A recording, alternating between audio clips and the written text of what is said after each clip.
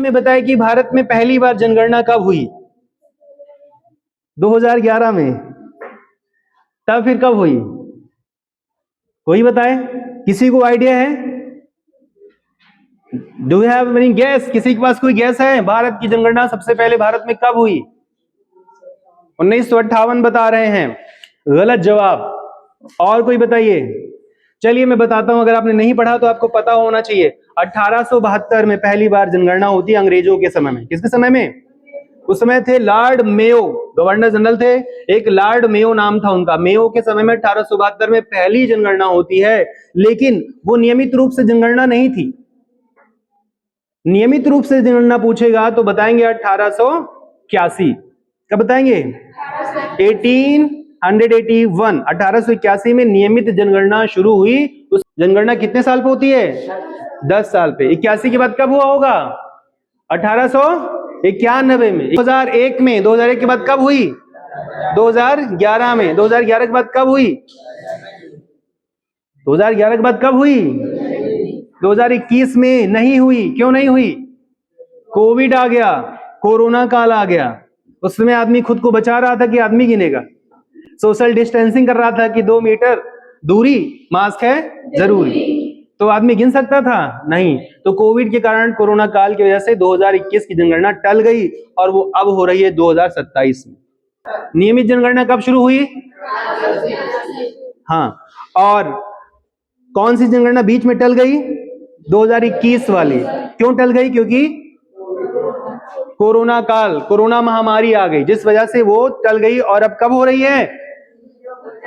2027। ये पहली डिजिटल जनगणना है। क्या है ये?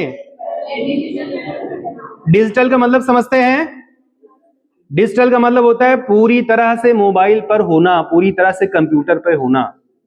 जो कार्य पूरी तरह से इंटरनेट, मोबाइल, कंप्यूटर पे होता है उसको बोलते हैं डिजिटल। क्या बोलते हैं? डिजिटल।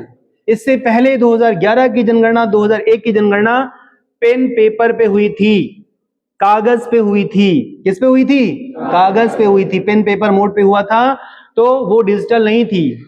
लेकिन अब की कागज का कोई कार्य नहीं है। टोटल आपकी इंफॉर्मेशन कहां दर्ज हो रहा है? मोबाइल पे, इंटरनेट के जरिए वो भारत सरकार जनगणना विभाग के पास वो पूरी सूचना पहुंच जाएगी। अब जरा हमें ये बताएं कि ये जनगणना होती क्यों है? जनगणना से हमें बेनिफिट क्या है? जनगणना से हमें लाभ क्या है? क्या किसी को पता है कि जनगणना से क्या फायदा है? एक एक आदमी गिनने से क्या फायदा होता है? कोई बताए? एनीबडी? किसी को पता है what is benefit of census? Why do India conduct every 10 year census? क्यों हर 10 साल पे सेंसस कंडक्ट कराता है? इसका कोई बेनिफिट तो होगा। और आपको ये शायद नहीं पता होगा, मैं बता दूं आपकी जानकारी के लिए कि जो जनगणना कर्मी जनगणना करने आएगा उसको 25,000 रुपए सरकार देगी। कितना देगी? 25,000। अब इससे अनुमान लगाइए कि 25,000 रुपए दे रही है आदमी गिनने के लिए, तो सरकार का कोई तो फायदा होगा। कोई फायदा होगा कि ऐसे 25,000 और हर एक जनगणना कर्मी को दे रहे आदमी गिनने के लिए कि जाओ आदमी गिन के आओ, उसके बाद हम आपको 25,000 रुपए देंगे। जनगणना से जो आंकड़े आते हैं, आंकड़ों का मतलब है कितने महिला हैं, कितने पुरुष हैं, कितने पढ़े हैं, कितने अनपढ़ हैं और कितने वृद्ध हैं, सब कुछ दर्ज होता है। किसके घर में मोटरसाइकिल, किसके घर में कार है और किसके पास कैसी व्यवस्था, सब आंकड़े ऊपर सरकार के पास जाते हैं। फिर उन आंकड़ों के आधार पर सरकार नई नई योजनाएं बनाती है। उन आंकड़ों को देख करके नए स्कूल खोलती है, उन आंकड़ों को देख करके नए अस्पताल बनाती है, उन आंकड़ों को देख करके नई योजनाएं लाती है।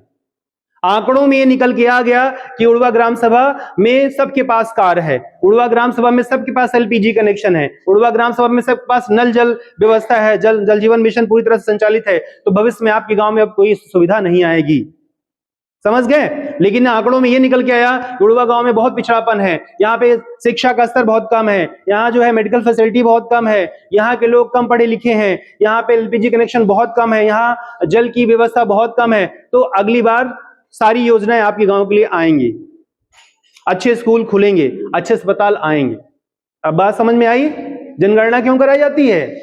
ये जानने के लिए कि आपके देश में, किसी राष्ट्र में अभी तक आम इंसान के पास क्या क्या चीजें उपलब्ध हैं, वो किन मुसीबतों से गुजर रहा है और क्या सुविधाएं होने चाहिए।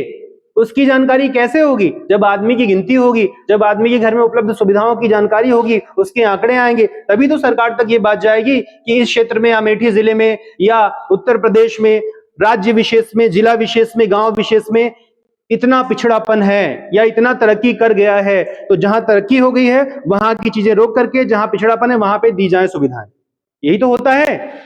तो इस चीज की समझ के लिए, ये चीज जानने के लिए सरकार हर 10 साल पे क्या कराती है? जनगणना।